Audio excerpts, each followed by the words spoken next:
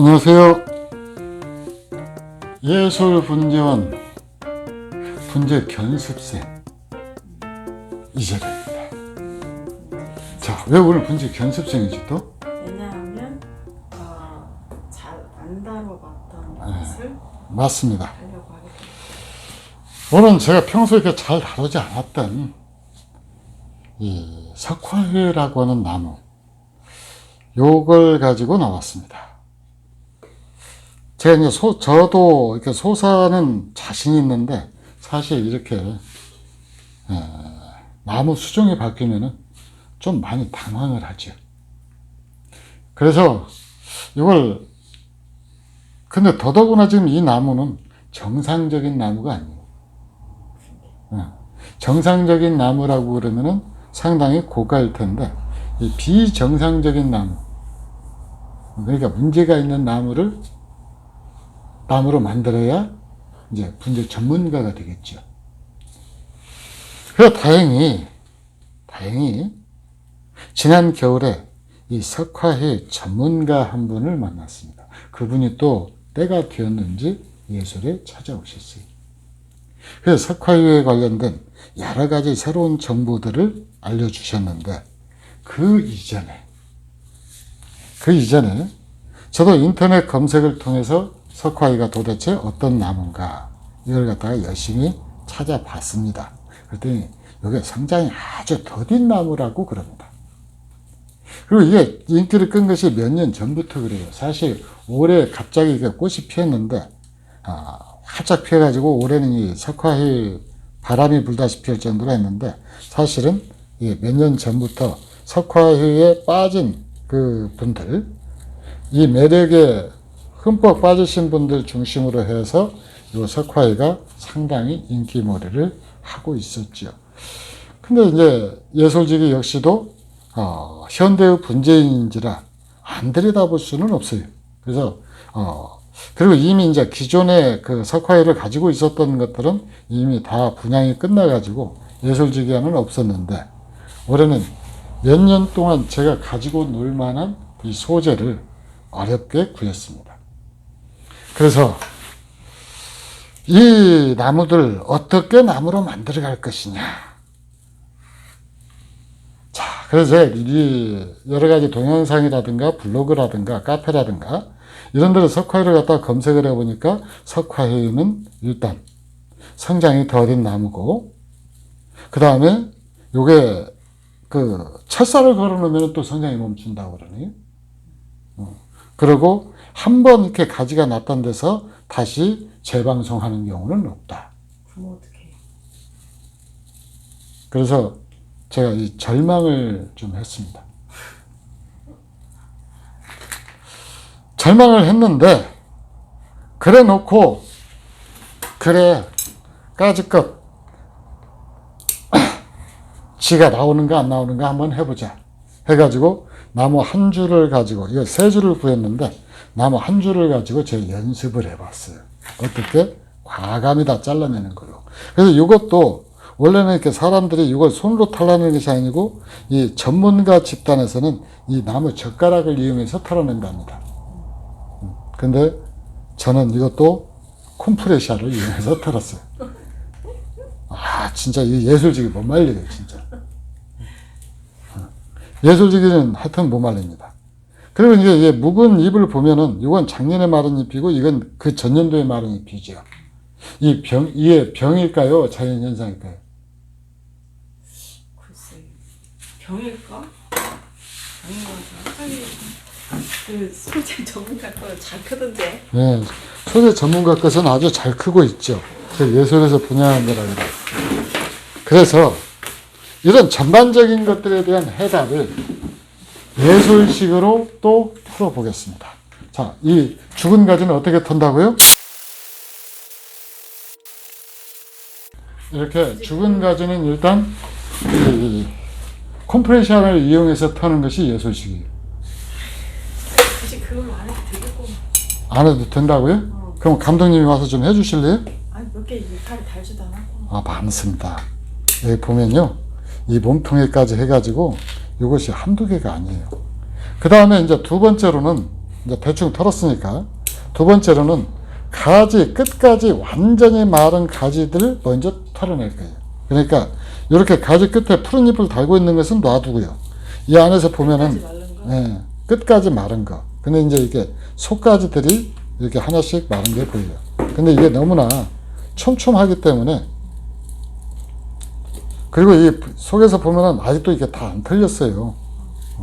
많이 털어져 나가기는. 이게 다 이게 왜 자꾸 자, 이렇게 해서 죽은 가지들, 가지 끝까지 마른 가지들은 일단 전부 털어내요.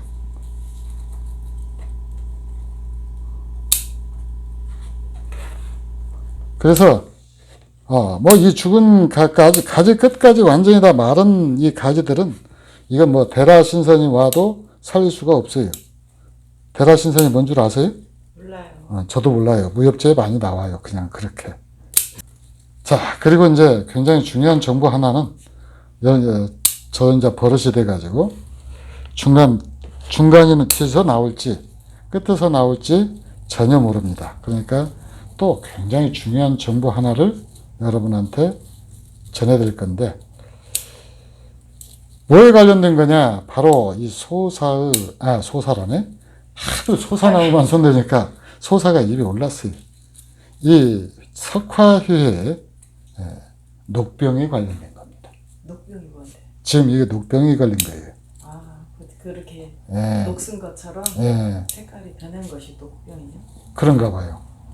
그래서 지금 여러분들한테 참 죄송스럽게도 제가 이 녹병이라는 것은 기억을 하는데, 영상을 촬영하기 전에 제가 녹병에 대해서 좀 준비를 했어야 되는데, 공부를 좀 했어야 되는데, 이 사는 것이 바쁘다 보니까 녹병에 대해서는 전혀 준비를 못 했는데, 어쨌든 그 석화의 전문가분께서 와서 말씀하시기를 이렇게 입이 마르는 것이 녹병의 일종이다.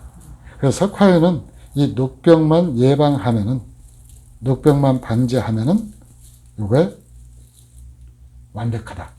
병충해가 거의 없이 이렇게 느긋하게 키울 수가 있는 나무다라고 말씀하셨습니다.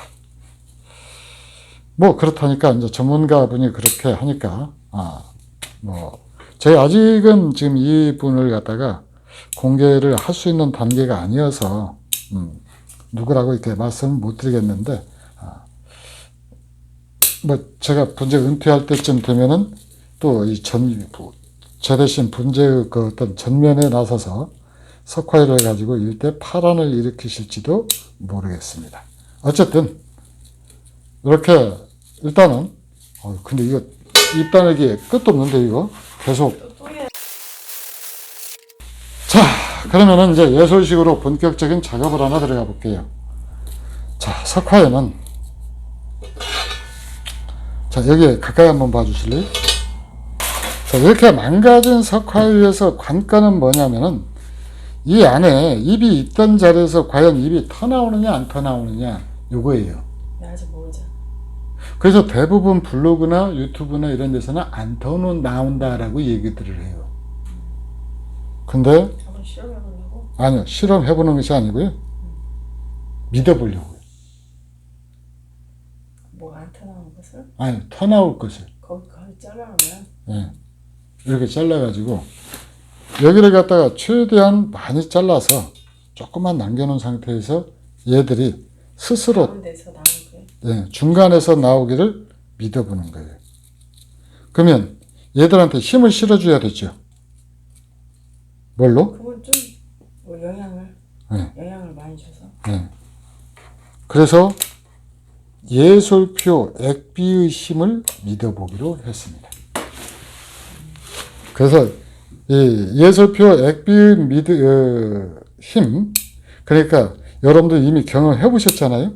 생경 그대로 있던 나무에서 쑥쑥 밀고 나오는데, 제가 알고 있는 그 식물의 기본 상식에 의하면은, 그리고 얘가 상식이 있는 나무라면은 안에서 눈이 터나와 줘야 돼요. 그러면은 만약에 안 터나온다, 그러면 얘는 상식이 없는 나무죠. 상식을 배신한 거야. 네. 그래서 최대한 이렇게, 그래도 이파리 좀 더 남겨줘야 될 것 같은데. 이 이파리를 저도 이렇게 좀 많이 남겼었거든요. 처음 작품을 할 때. 그랬더니, 저한테 이렇게 석화일을 가르쳐 준 제자가 또 하나 있어요. 그래서, 그 제자한테 물어봤더니, 잘라도 텐데. 저보고 너무 길게 잘랐답니다. 그러니까, 얘는 이미 제가 하기 전부터, 제가 시도하기 전부터 이미 성공하고 있었던 거예요. 그 대답 말을 안 하려고 그랬는데, 기어이 이렇게, 우리 감독님은 또, 그 뭐라 그럴까, 유도신문에 걸려서 실토하게 만듭니다. 근데 사실 이렇게 석화에는 제가 이렇게 막 키워본 경험이 거의 일천해요. 그래서 분재를 처음 시작하시는 분들이 얼마나 막막할까. 아마 제가 이게, 저 같은 경우는 이 석화의 소재, 이리저리 실험을 했다가 뭐 안 되면 어쩔 수 없고, 하고 포기라도 할 수가 있어서, 또 이 철첨에 누구 말도 들어보지 않은 상태에서 이렇게 짧게 자르면서 오로지 예술표 액비의 힘만 믿고 그래 시도를 했었는데, 이것이 가능하다고 하니까, 그러니까 어떻게 보면 일반적으로 대중적으로 이 안에 이 과거에 잎이 났던 자리가 이게 이 녹병이 나가지고 가지가 무너진 자리는 다시는 여기에서 싹이 돋지 않는다라고 일반적으로 알려져 있으니까 이것도 깰 겸 이렇게 작업을 한번 해보는 거죠. 그리고 그러면은 올해 여기다 쳐서 걸어야 돼요, 안 걸어야 돼요? 어떻게 마음에 들게 이쁘게 쳐서 걸어볼까요? 걸어보세요. 걸어봐요? 그래서 이 감독님이 제 편이 아니다라는 것이 이 한마디로 증명이 됐습니다. 철사를 걸면은요, 이 나무는 성장이 정지가 돼버려요. 그리고 일반 나무라고 하더라도 철사를 걸은 상태에서 속눈 터 나오기는 굉장히 힘듭니다. 물건과 체간을 한번 싹 뒤틀어 버리거든요. 철사 감기가. 저 걸어놓은 거. 예? 저 걸어놓은 거 뭐예요? 어떤 거요? 저기요? 그것은 가지를 짧게 만들기 위해서 만든 게 아니에요. 모양을 갖추기 위해서 그런 거지. 자, 이렇게 지금 열심히 가지 정리를 하고 있는데 어때요? 아까보다는 좀 나은 거예요? 지금 뭐 나아지고 마시고 자시고 할 것이 아닌 것 같아요. 일단 전체적인 모양. 작아진 거죠, 부피가. 부피가 작아졌다.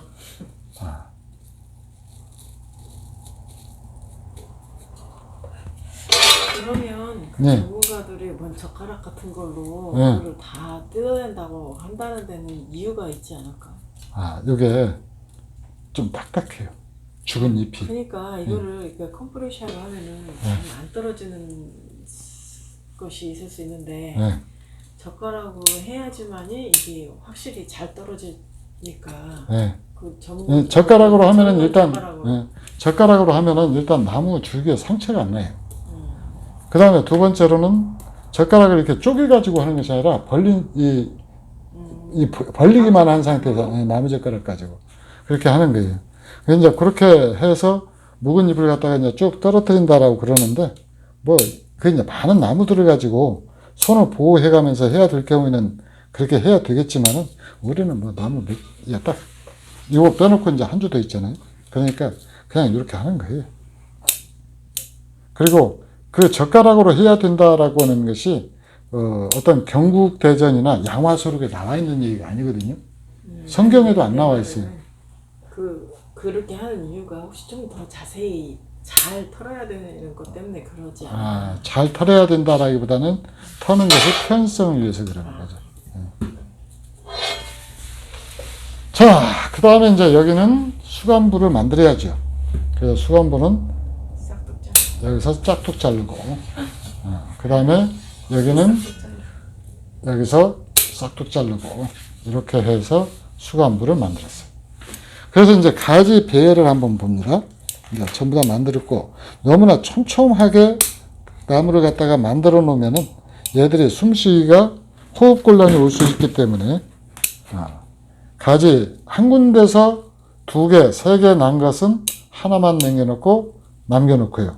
그 다음에 가지하고 가지 사이가 촘촘하게 나 있는 것은, 촘촘하게 나 있는 부분은 또 그 부분을 갖다가 이제 솎아주죠. 그래서 전반적으로 가지가, 이 석화에는 일반적인 그 분재 기준을 따르는 것이 아닌 것 같더라고요. 석화에 나름대로 어떤 룰이 있는 것 같아요. 예, 룰이 있어요. 예. 그래서 기존의 방식으로 전, 후, 좌우 해가지고 막 그렇게 해서 공식대로 만드는 나무는 아니다. 그리고 대부분이 이런 식으로 이렇게 만들어가지고 하는데, 보기만 좋으면 되는 거야. 예, 보기만 좋으면 되는 것 같아요. 근데 이제 줄기 흐름이 좋다라고 그러면은 더 말할 나위가 없는데, 이 나무는 딱히 이렇게 줄기 흐름이 좋다라기보다는 직관형으로 유지를 해야 될 것 같아요. 근데 직관형으로 유지를 하는데, 석화에 무슨 수염이 있어요? 예? 무슨 수염이 있냐고. 이제 가지들이, 몸통에서 나온 가지들을 많이 봤더라고요. 그러니까. 예. 근데 이제 그게 정통인지 아닌지는 모르겠어요. 이제 그건 제가 조금 더, 내가 본 석화에는 거의 다 직관이어가지고 위에가 둥그렇게 듣던데. 예, 그렇게 되는 경우도 많아요. 우산골 모양으로 만든 나무들도 많고, 근데 이제 그런 나무들보다 조금 더 고급수를 보면은 줄기에 곡도 약간 들어가 있고, 예, 이제 그런 나무들이 좀 보입니다. 그래서 요 나무들이 이제 일단은 이렇게 예설표 액비의 힘을 믿고 과감하게 전정을 했는데, 사실 지금 요 부분이 나무 지금, 자체가 조금 삐뚤었어요. 근데 이건 이제 나중에 이렇게 옮겨 심으면 되죠. 이렇게 돼 있는 것을 이렇게 반드시 잡으면 돼요. 이건 문제가 안 돼요. 근데 문제는 요 가지하고 요 가지가 있는데, 제 생각으로는 이 가지 중에 하나는 제거해야 될 것 같은 느낌. 꼭대기 가서 둘이 싸우면은 나라가 개판이 되죠. 그러니까 긴 쪽을 배워서. 긴 쪽을 제거를 해서, 이 긴 쪽을 남겨놔야 혹시라도 경매에 내보내면은 조금 돈을 더 받는데, 뭐 어쩔 수 없죠. 그냥 잘라버렸으니까. 내보낼 것도 아니면서. 혹시 모르죠. 내보낼란가.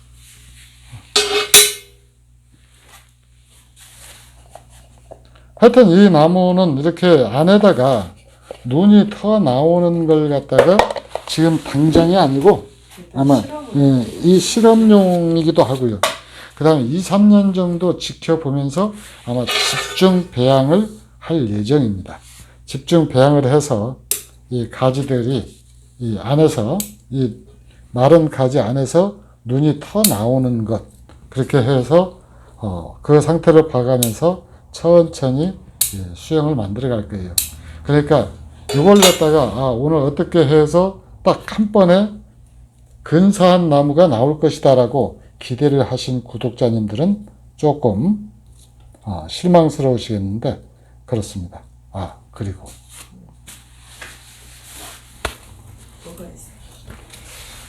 그래. 저한테 이 녹병에 관련해서 말씀을 전해준 그 전문가 분이 뭐라고 이야기를 하셨는군요. 석화에는 진짜 튼튼한 나무래요. 병해충에 잘 안 걸린대요. 근데 문제는 이렇게 녹병에 걸려가지고 가지 잎이 이게 마르는 것, 이 잎이 이렇게 누렇게 마르는 것이 문제다라는 거죠. 그래서 이걸 갖다가 예방하는 방법은 봄철에 3월달에